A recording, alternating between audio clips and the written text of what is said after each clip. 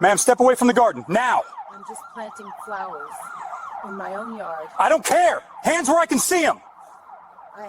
I'm a retired judge. This is my property. No excuses! Move! You're making a mistake. This isn't...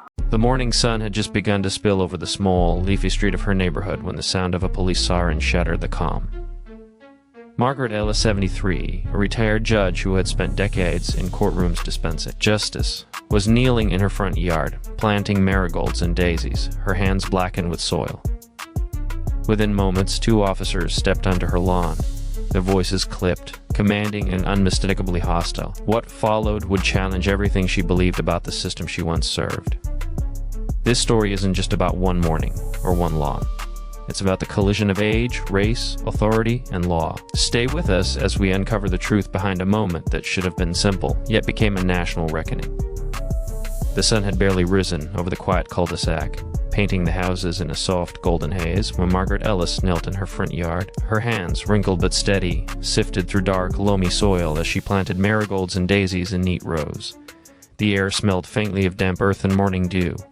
Birds chirped, oblivious to the tension about to enter their small, orderly world. She had done this ritual every Saturday for decades, an unspoken covenant between herself and the neighborhood she had lived in for over 50 years.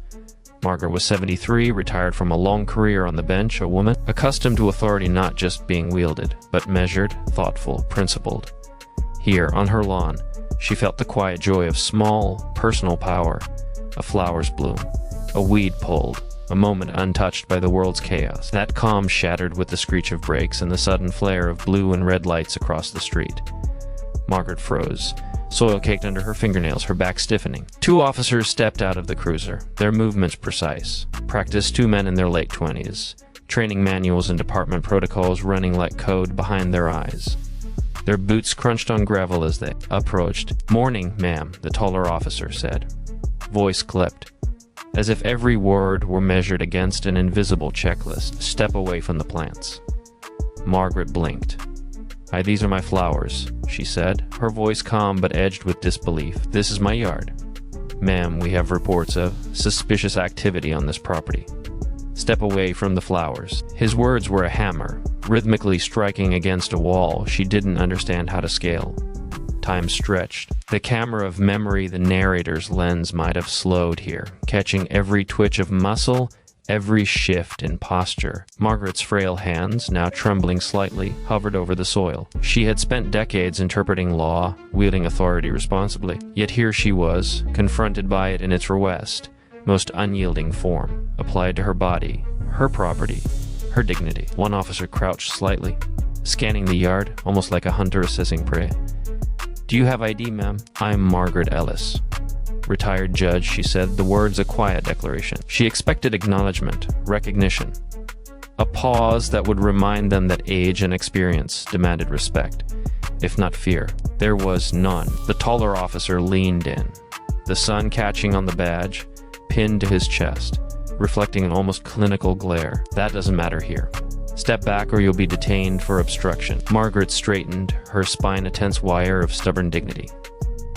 "Obstruction? I'm in my own yard, planting flowers." Her voice cracked slightly, the rising tremor of anger and incredulity mingling with fear. Her neighbor, an elderly man watering his lawn across the street, peeked through the blinds. The distant hum of a lawnmower elsewhere in the cul-de-sac made the officer's intensity feel almost surreal. Margaret was aware of every sensory detail. The smell of motor oil from the cruiser, the gravel pressing into her knees, the faint hum of the morning. It was ordinary life, yet a crucible had formed around her, a test of authority, civility, and human decency. "Ma'am, I'm gonna have to place you in handcuffs if you don't step back," the officer said, tone sharpened with procedural obligation. Training kicked in threat assessment, risk mitigation, but human empathy did not. The air between them thickened, tension folding like smoke, invisible but suffocating. Margaret's hands lingered over the soil, feeling the damp weight, the tactile comfort of life beneath her fingertips. It was a grounding instinct, a lifeline. "Please," she said quietly, almost pleading, "I am planting flowers. This is my home." A pause. The sun reflected off the windshield, momentarily blinding, a symbolic flash of clarity. The law she upheld for decades now loomed over her, mechanical and uncompromising. She could feel the officer's rigidity, the echoes of training manuals, the shadow of protocol pressing against her frailty. One officer stepped closer, hand hovering near his belt. Margaret inhaled sharply. The moment had escalated beyond comprehension, ordinary civil life colliding with institutional procedure, age and wisdom confronted by rigid authority, somewhere between recognition and defiance. She understood. This encounter would not be simple. It was now a confrontation with the very machinery of power she had spent her life navigating, yet never imagined facing as a citizen. Kneeling in her own yard, marigolds between her fingers, silence fell for a heartbeat before the officer's clipped voice cut through it. "Ma'am," I said, "step back." Margaret looked up, the morning light catching silver in her hair, her eyes steady despite the tremor in her voice. She rose, slowly, deliberately, her body aching but her dignity intact. And in that brief, charged moment, the world outside her small lawn had already begun to shift. The backseat of the police cruiser smelled of vinyl engine heat and the faint antiseptic scent of long hours in service. Margaret sat stiffly, her hand folded in her lap, wrists tingling where the handcuffs had pressed. Outside, the morning sun slanted across the quiet street, glinting off window, cars, and the freshly planted flowers she had only just tended. Inside, the air was thick with bureaucratic tension, the mechanical rhythms of law enforcement pressing against the fragile dignity of a 73-year-old woman. The younger officer, notebook in hand, tapped his pen repeatedly against the edge of a clipboard. He read aloud in clipped, rehearsed tones: incident report, suspected trespass, obstruction of official duty, failure to comply with lawful order. Each word felt like a gavel striking, echoing in the confined space, carrying the weight of protocol rather than reason. Margaret's voice was calm, measured, but it cut through the air like a blade. "There is no trespass. These are my flowers, my yard. I am a retired judge. I know the law." She paused, letting her words hang, expecting that experience and age might earn acknowledgement. But the officer didn't flinch, didn't hesitate, didn't absorb. He scribbled notes mechanically, eyes flicking only briefly toward her, before returning to the formality of procedure. "You'll need to verify your identity and provide a statement under arrest," he said.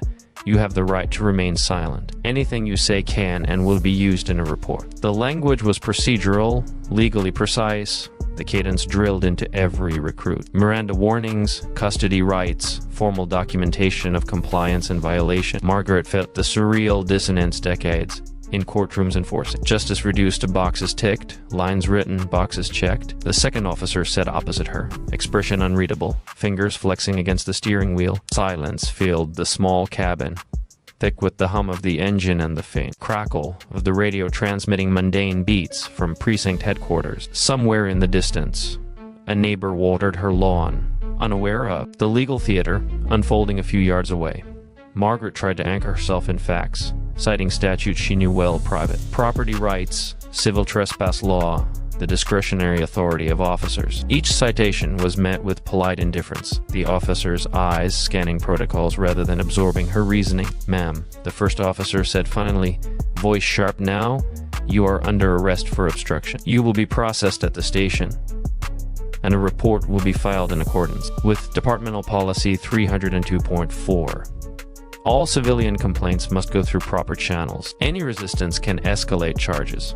The language of procedure collided with her lived experience. Margaret understood it all: the codes, the rights, the limitations, but she also felt the moral tension pressing against her chest. Power, applied mechanically, without empathy, could become a weapon. She recalled the countless defendants she had seen kneel under the weight of authority, some guilty, some innocent, all human. Now she was that defendant. Time blurred inside the cruiser.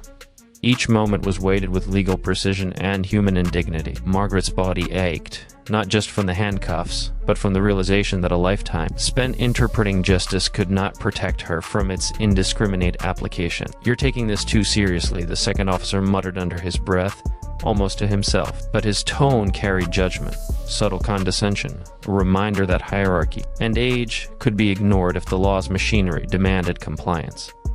Margaret inhaled slowly, trying to focus. The tactile reality of the soil and sunlight outside the sensory memory of planting flowers was now a distant anchor, almost a dream. The first officer leaned closer, lowering his voice, not in empathy, but to enforce compliance. "Fill out this statement. Sign here.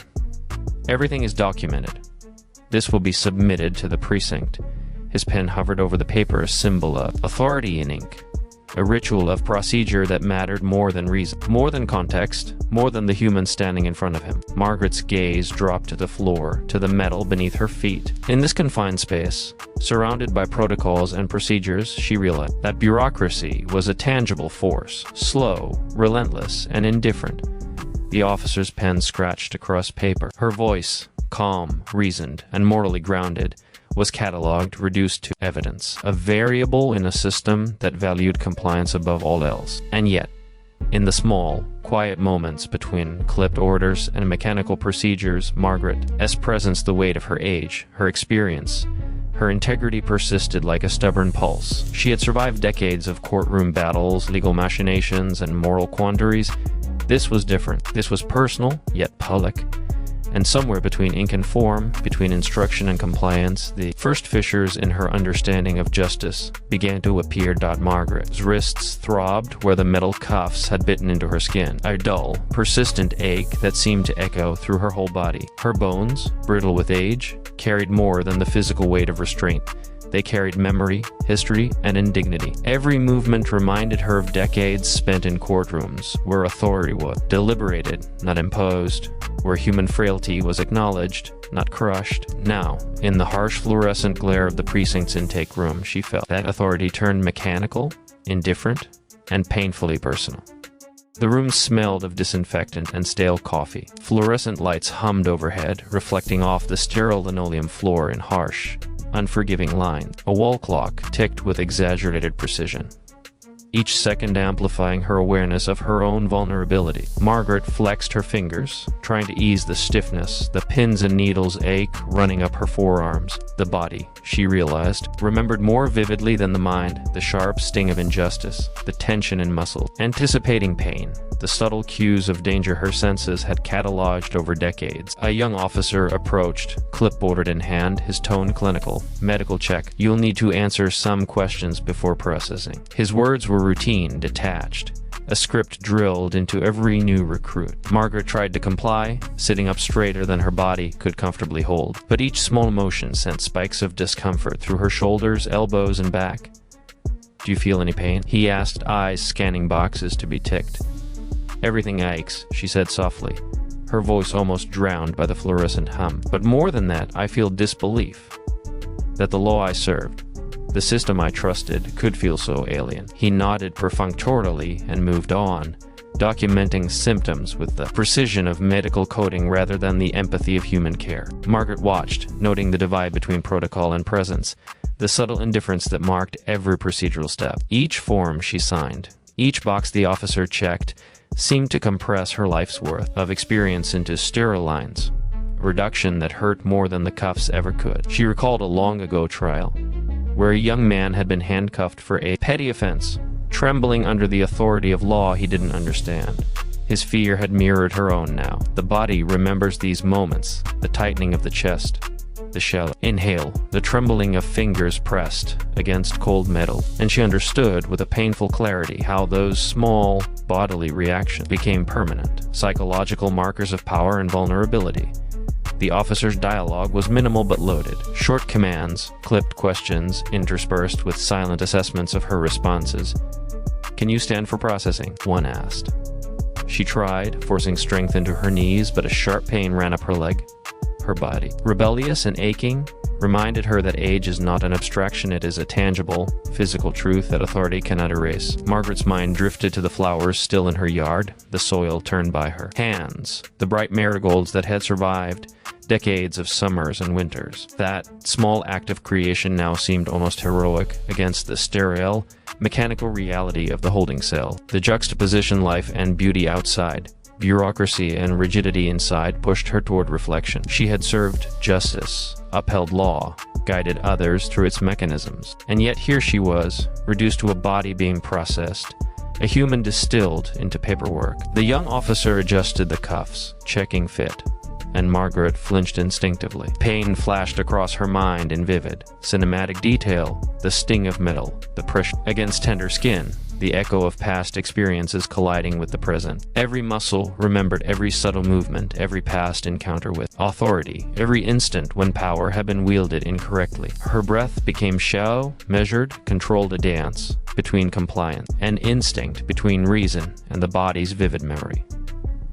Outside, the sounds of the city intruded faintly, the distant hum of traffic, a dog barking, the rustle of leaves in the morning breeze. These mundane noises contrasted sharply with the oppressive atmosphere of the precinct, anchoring Margaret to the world she still inhabited, even as her body protested the indignity of the present. She spoke finally, in a voice quiet but deliberate, almost to herself.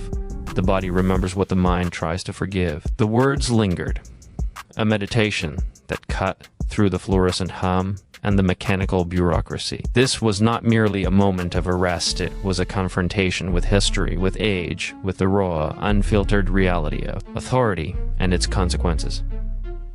By the time Margaret was released, the world outside her small neighborhood had already shifted.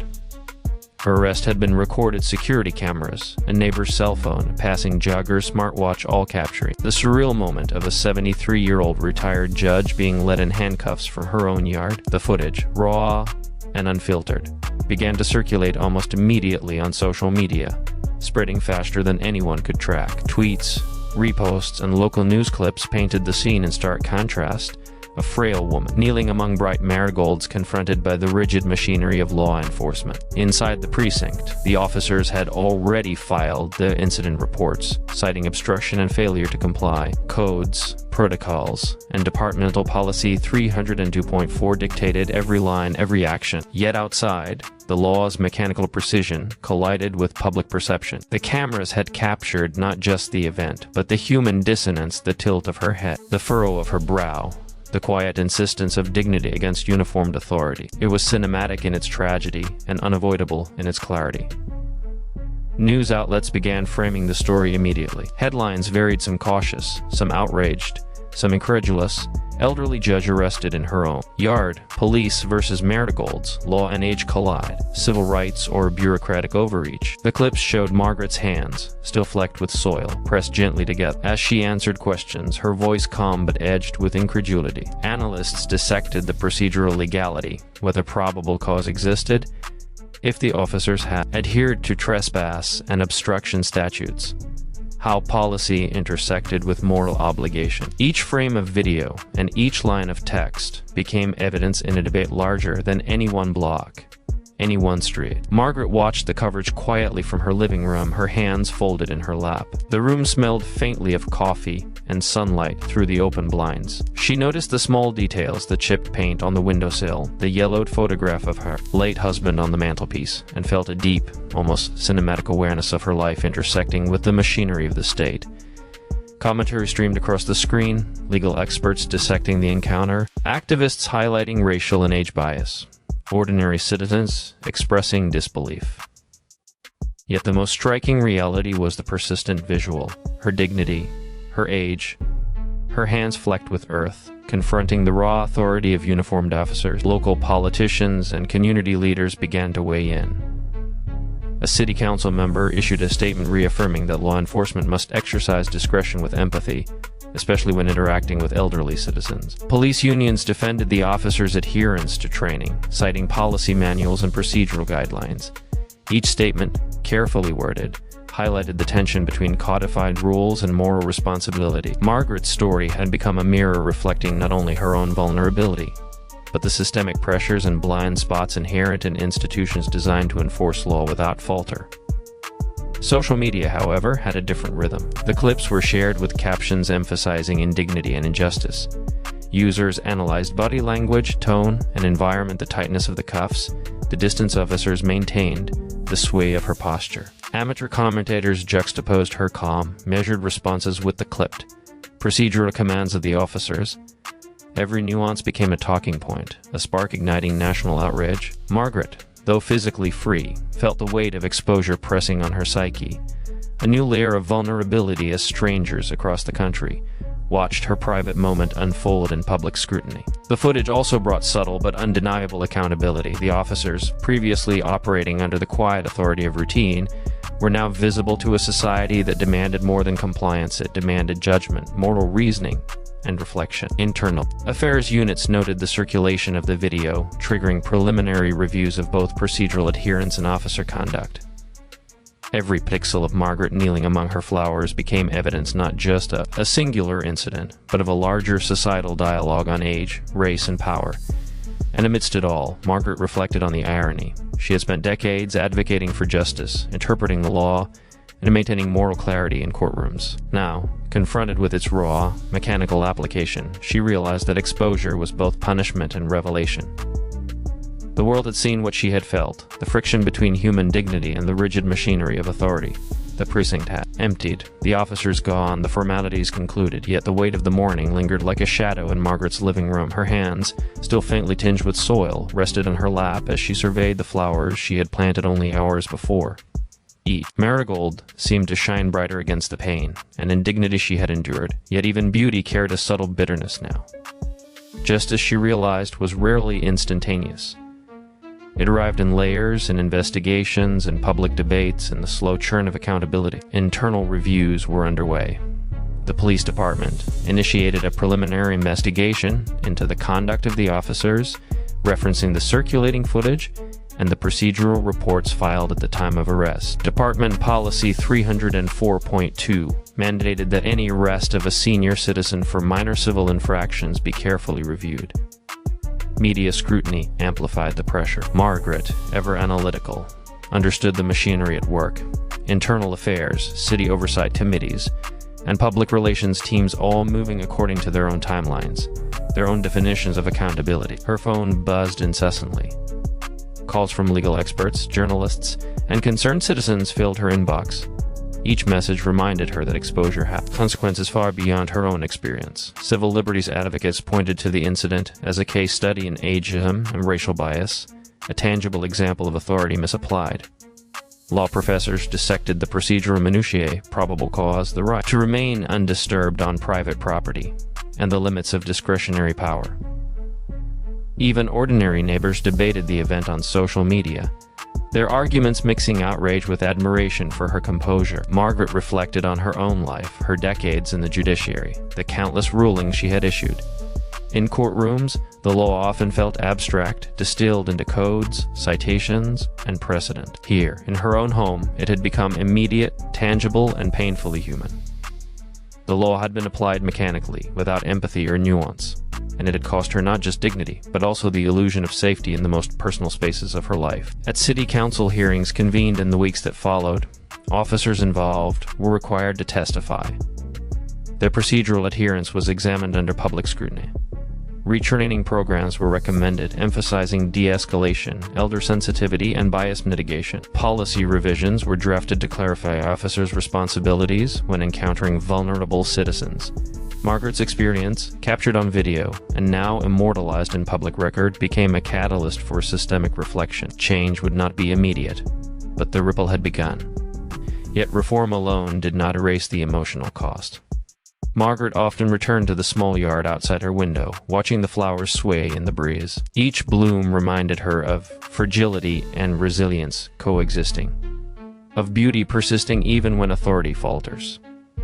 She thought of the officers not with vengeance, but with sober awareness of their human limitations, of the pressures that can warp procedure into oppression. Justice, she realized, was not a static concept. It was an ongoing negotiation between law, morality, and empathy.